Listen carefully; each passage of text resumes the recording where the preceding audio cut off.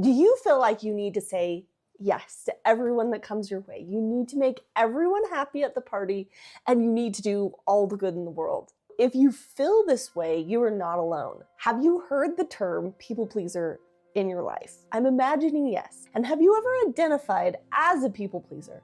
People pleasing might look innocent on the outside, but there are some serious consequences that it will have on you and even the people around you, your family, your friends that you're trying to serve. It will actually backfire in your face if you're not careful. Today we're going to talk about what it looks like to people please and how you can stop. If the world was ran by me, we would have People Pleasing Anonymous. It would help people get together and talk about how they're going to say no. They're going to stand up for themselves and stop people pleasing, because people pleasing is running rampant in our society. I know that I was a people pleaser for so long. I was rather oblivious to the fact that I even was a people pleaser and what it was. I made this video for my other friends out there who are people pleasers so that you can be aware of what you're doing to yourself and see the consequences of being a people pleaser. People pleasing comes from a need of wanting to take care of other people. It sounds super innocent and very kind, but actually people pleasing can be very damaging. People pleasing actually comes as a trauma symptom. People, when they're young, they have to please the people around them, their caretakers, so that the caretaker will keep them alive and they can survive to adulthood. But sometimes there's a bit of trauma or abuse or whatever it is that make us people pleasers. I personally had a pretty good childhood, but there was enough things that made me question my own standing in the world that I became a serious people pleaser. The worst consequence for people pleasing is that you lose your sense of identity. You no longer are you who you are.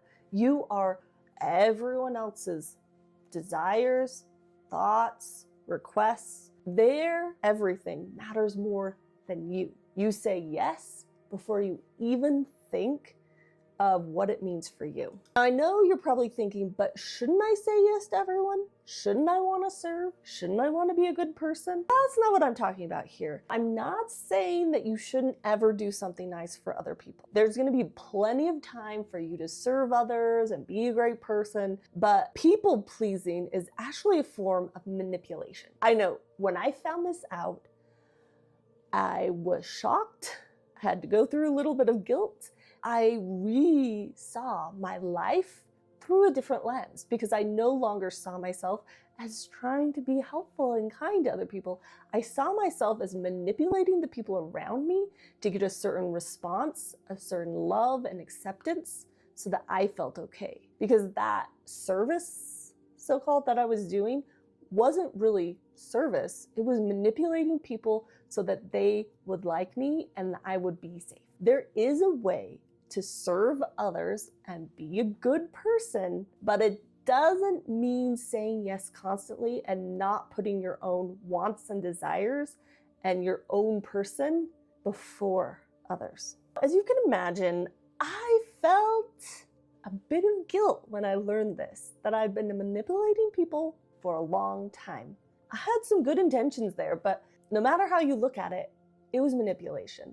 People pleasing, once you can see it as manipulation, it helps you be able to step out and see another way of being yourself.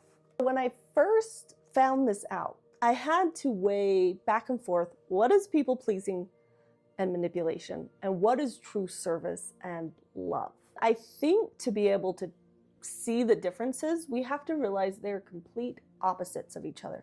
It's not like they're close neighbors and they're similar. They're completely opposite. So let's go through what some signs of real service and love are and what it looks like just to people please. Around the time I found out about people pleasing, I had a friend reach out to me and asked me to watch her kids for the afternoon. Now, normally, old Katie would have said, yes, of course. But this Katie actually did an internal check-in. And at the time I was going through some really difficult emotional things. I felt stressed to my max. And the thought of having to do anything else was just too much, right? It was just going to be too much. And so I said, I really can't right now. I got a lot going on. I still wanted to feel guilty about that. I still wanted to find a way that I could help her out because I love my friend and I want to help her and she's helped me so much. But I knew I had to say no, and I had to protect me so that I could be in a good place, mentally sound, and be able to help at another time and be a good friend. If I had said yes at that time and watched these kids, it wouldn't have been super hard, but I would have felt resistance. I would have felt some unkind feeling towards my friend.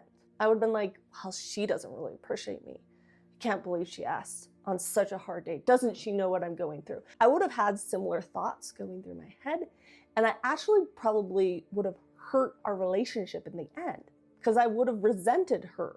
She was just innocently asking if I could help. She does not deserve to be resented and have me have hard feelings towards her. When you are people-pleasing, after you say yes, the real you is gonna be kind of ticked that you said yes to that, even though it was too much. You weren't ready to say yes. And it's going to cause havoc inside your brain, and it's not gonna end well for either you or the person you're trying to do something nice for. Later on, this friend asked me to go take care of her dog while she was out of town for a couple days. I checked in with myself and I thought, oh, that's a really easy thing I can do. I would really like to help her. I know she's going through a hard time. And I said yes. There was no resentment. There was no telling myself that I didn't matter. I felt good about the experience. I was able to help my friend, and she felt loved and supported, and I felt good about the situation. As you're on your road to recovery from people pleasing, I have an assignment for you if you are brave enough to accept it. Try going a week and say no to everything. Every time someone asks you for an appointment, to get them something, even if a waiter asks you if you want water at the restaurant, say no immediately. Then after you check in with yourself and you have some time to be like, okay, do I want that? Do I not want that? You're allowed to say yes later. I want you to get used to saying no to everything. And I mean everything. Your boss asks you to do something, you say no. Now you can do a check-in and be like, okay, yeah, actually I will do that thing. And then you can text them and be like, actually I will do that. But for the purpose of the exercise, go an entire week saying no and see how it feels. Now you're gonna experience a couple different things.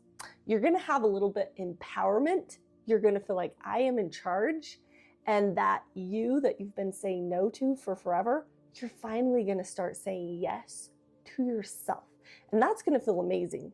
Another consequence that might happen is you're gonna feel a little bit guilty. Now, if you are feeling guilty for saying no, I would recommend digging into that guilt and see where it came from. See what lies you've been believing and why you feel guilty for that. Because that alone will tell you a lot about your problem with people pleasing and help you get to the answer sooner. So guys, my question for you today is, are you a people pleaser? And will you commit to going a week of saying no? Please tell me about it in the comments. I really want to know if anyone out there is brave enough to say no. Because we both know that when you say no to others, you're saying yes to yourself, which can be one of the biggest boundaries that you can set as a human being, is putting yourself on an even playing field with those around you. Now, I have compiled a playlist just for you to help you further on your road to recovery for people pleasing. We'll see you next time.